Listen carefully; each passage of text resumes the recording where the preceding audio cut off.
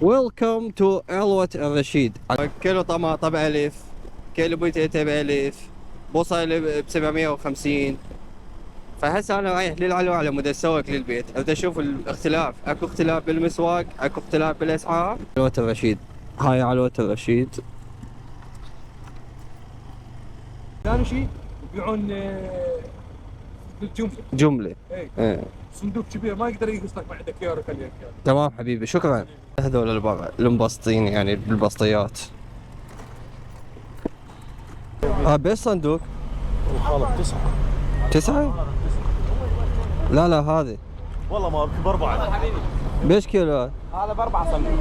عراقية مو؟ عراقية.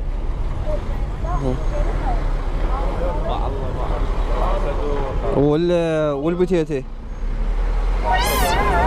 معود بس. البوتيتا ب9. ب9 معود ب5. وين صندوق تريد؟ هاي 25 كيلو. 25 كيلو. أوه. هذا قال لي 15 ب5 صحيح.